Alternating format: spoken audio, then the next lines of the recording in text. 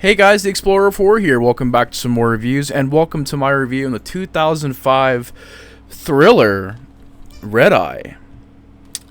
Now, Red Eye, like I said, 2005 movie, and was a very ambitious turn in the career of Wes Craven. Because the only reason why I threw this movie in this marathon is because A, it's one of my personal favorites. B, I think it's got some horror elements. It's close enough to where I'll throw it into the list. It's dark enough. It's close enough. It's not a full-blown horror movie. But this was definitely a very ambitious thing for Wes Craven to do. This is way out of left field for him to do a thriller. And I basically watched this movie for the first time years ago, not really knowing it was a Wes Craven movie. I'd seen the trailer for this movie on multiple DVDs, leading up to watching the movie, and the plot line had always, made me curious. And this movie's plot, you got Cillian Murphy, who's an assassin, who is working with another assassin to where this lady is on a flight to a hotel. They're going to be assassinating a target there, and if she messes this up, her father dies. And basically the whole movie is this lead character trying to figure out what is she going to do. Is she going to let this person die? Or is she going to fight back and try to do something? But if she fights back, she knows that her father's going to get killed. And Cillian Murphy starts out as this real charming, polite, nice dude. And then real quick becomes one of my favorite villains. I just really enjoy his performance in this movie. I'm a big fan of Cillian Murphy. Of course, he was in Oppenheimer this year, which was a big, massive hit. And was his one-man show. Finally, just leading the show. Did a great job. Got a big hit. I'm so glad he got that. And it's not like he hasn't made big movies before that. Like, he was in the Batman movies. Those were all big hits. 28 Days Later was a big hit. So he's been in plenty of things that were big hits. I think he was in Sunshine. I want to say he was in Sunshine. But yeah, this is one of my favorites because I really enjoy the plot line. It's got a great, just intense plot. And just, I think Wes Craven nailed the things that you need to have in a thriller. You need to have likable characters. You need to have some kind of danger happening to where you're constantly wondering what's going to be happening next. And it was probably very difficult to do that because the whole movie takes place on a plane. And I mean, how do you have a thriller on a plane? I mean, how do you do that? It's one place, stationary, it's flying, but what are you going to do? And I like how a lot of the just suspense and thriller aspects are through dialogue. It's not through a bunch of chase scenes and action scenes. It's through dialogue. And I really do think these two leads, Rachel McAdams and Cillian Murphy, did wonderful in this movie. You also have Brian Cox playing the lead girl Lisa's father. And I just think... I really do think this movie's acted well. It's performed well. I think Cillian Murphy just really brings the intensity here. He really is an unlikable character, and he really is just always one step ahead of our lead. And I really enjoyed that. I also liked the score. I thought the score worked pretty well. It was a very simple score, but I thought the music was great. I also enjoyed the pacing. It's an hour and 25 minutes, and it goes by fast. This is a PG-13 movie, and I honestly don't think any more ratings bother me because there's been plenty of horror films that I've seen that are PG that I think are fine. But at this time, the mid-2000s to late 2000s, you had a bunch of PG-13 action, PG-13 horror, and it was trying to be much more of a marketable time for films. And so a lot of movies were PG-13 and action and explosions. This one, I think the PG-13 rating is a bit misleading. There's some really intense moments in this movie. And like I said, it's really acting heavy, dialogue heavy. And these two characters, I mean, if they did not get the right actors, if they did not have the right director, if they did not have the right script, this would have been a disaster. It would have been horrible. It would have been boring. It would have been a snooze fest because essentially at least half of this movie is people on a plane talking and just constantly wondering, okay, watching over their shoulder, looking around the corner, constantly. It's like a constant motion, even though they're just sitting on a plane. And so I thought for Wes Craven to achieve that, it's just amazing.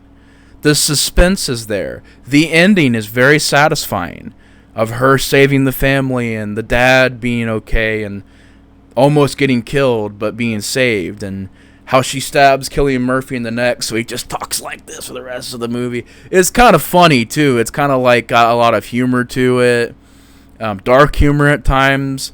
Cillian Murphy's a very entertaining lead. He's got a lot of charisma, he's got a lot of charm, and I think he did a great job as the lead and showed that, because I think up to this point, besides maybe Batman Begins, he played, good guys. He played the lead or he played the supporting characters. So this and Batman gave him a chance to be the villain. This one especially, because this one he's through the whole movie. And he's just, he's there. The energy's there. You buy him as the villain. And I think Wes Craven also did a great job at, just certain shots, certain cinematography to where it's not too static, it's not too boring, it doesn't take place in one area with one shot too long. The ending has a lot of decent action scenes for, you kind of needed it. You needed an ending to be an uproar, you needed an ending to be that entertaining because you had a very slow build. To have a slow ending, or to have an ending that felt like it was kind of a fart in the wind, it would bring the whole movie down. But the ending doesn't do that. The ending is just very ramped up. Lots of chasing through the airport. When she gets to the house, she has to fight people off. And it's just a really entertaining ending. It's a really entertaining film. It's one of my favorites. I think that Red Eye is a movie that gets its credit. I mean, a 6.5 on IMDb. I won't lie, it's pretty high for this movie. And I'm glad it's got at least a decent rating.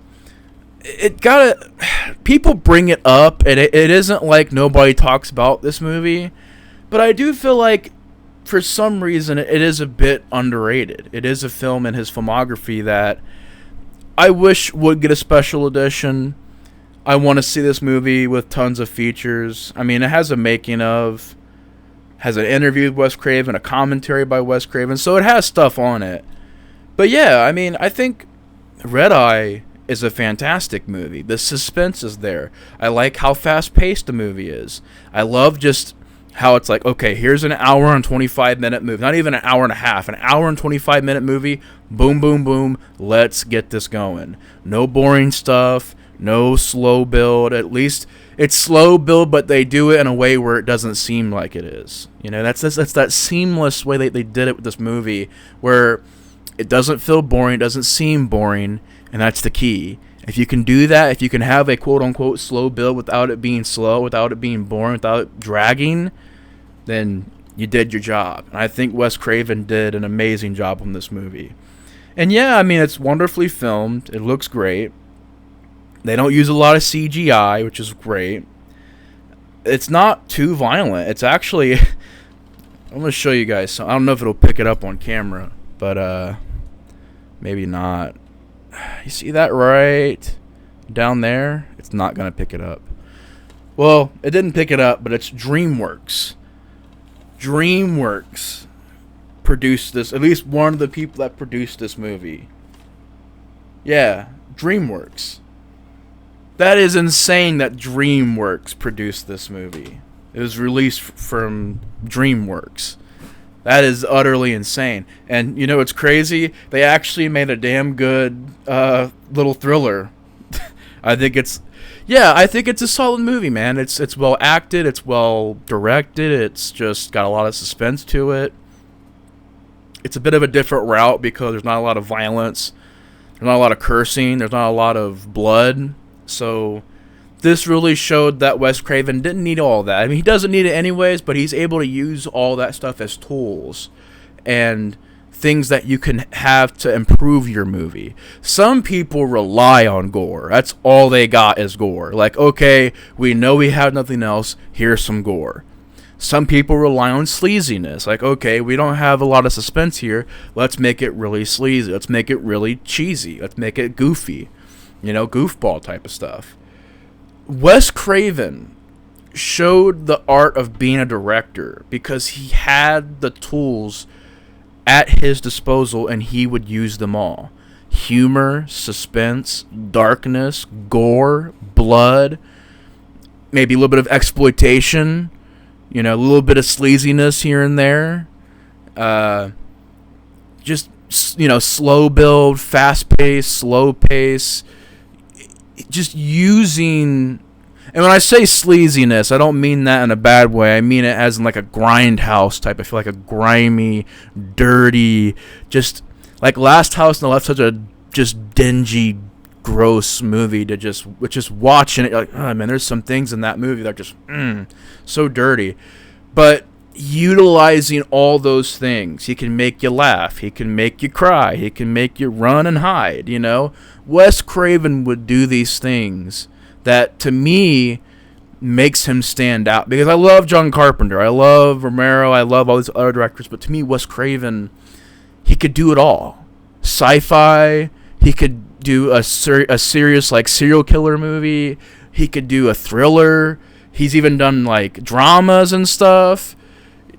Just Wes Craven, yeah, I just gotta give this little speech at the end of this video. I think he is an amazing director, and I'm so glad that we're doing this marathon for him. He's truly a special person, and in my opinion, is one of the greatest filmmakers in film history, and I will stand by that.